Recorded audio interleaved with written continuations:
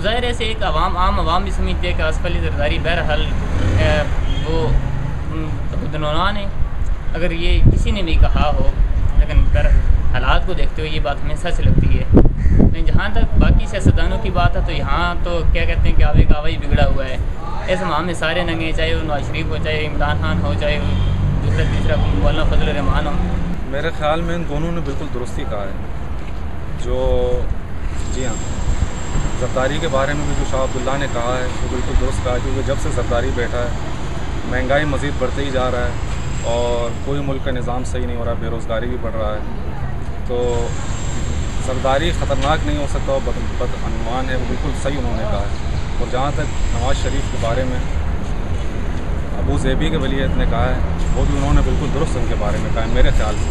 इसके हवाले से हम ये कह सकते हैं कि बदअनवान के हवाले से हमारे पास तो कोई पब्लिक ओपिनियन के हवाले से कह सकते हैं कि हम उन्हें इतना जानते नहीं हैं, ठीक है। अगर उनके पास कुछ शवाहिद हैं तो वो पब्लिक के सामने पेश करें, ताकि पब्लिक को भी जो है ना इस हवाले से पता चले कि कौन बदअनवान है और कौन ख़तरनाक है। मैं ये समझता हूँ कि ये जो विकीलीक्स और यूएस की जो है ये मिली भगत है, ठीक है। हमारा जो इस्लामी बिरादर मुल्क है सऊदी अरब, उसके फरमानरवा को भी ये नहीं कह सकते कि जी ये मतलब पाकिस्तान की तरक्की में ज़रदारी जो है वो रुकावट है, और ना ही दुबई के या अबू धाबी के फरमानरवा ये कह सकते हैं कि नवाज शरीफ पाकिस्तान के लिए ख़तरनाक हैं। ये जो है ये प्रोपेगेंडा है विकीलीक्स और यूएस की जो है ये मिली भगत है, और ये उम्मत मुस्लिमा को डिवाइड करने की कोशिश है। तो मुल्कों की उन्होंने जो बात की किसी बेस पे, किसी बुनियाद पर उन्होंने की, इस तरह कोई किसी पर किसी सदर पर इस तरह इल्ज़ाम नहीं लगा सकते, कोई भी किस तरह बात नहीं ना कर सकते। कोई बात है तो उन्होंने ये बात की। अब जी ये सदर साहब जान सकते हैं, उनके पूछे, हमारे मुल्क के लोग पूछे जो है वज़रात में जितने लोग बैठे वो पूछे जी उन्होंने ये बात क्यों कही, अब डिफेंड तो करें ना, वो बात तो क्लियर करें।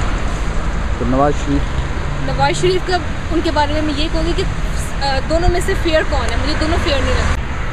ये तो उनके पर्सनल ओपिनियन हैं जो उन्होंने पर्सनली एक्सप्रेस किए हैं, इस पर क्रिटिसाइज़ तो नहीं किया जा सकता क्योंकि सीक्रेट डॉक्यूमेंट्स, लेकिन प्रेसिडेंट की कैपेबिलिटीज़ जो है उनके बारे में तो ऑब्वियसली हर किसी को डाउट है, लेकिन किसी इन्वेस्टिगेशन से पहले ये उन्हें इल्ज़ाम देना सही नहीं होता। हम ये समझते हैं कि नवाज शरीफ मुल्क के वफादार हैं, अबू ज़ेबी के वली अहद के साथ हमारा इत्तेफाक नहीं है। ज़रदारी के बारे में ये तो बच्चा भी हम जानते हैं कि उसने मुल्क के सारे ख़जाने दे के किया हुआ है, और वो स्विट्ज़रलैंड में जमा किया हुआ है और मज़ीद जमा करें, हर इदारे से वो पैसे ले रहे हैं।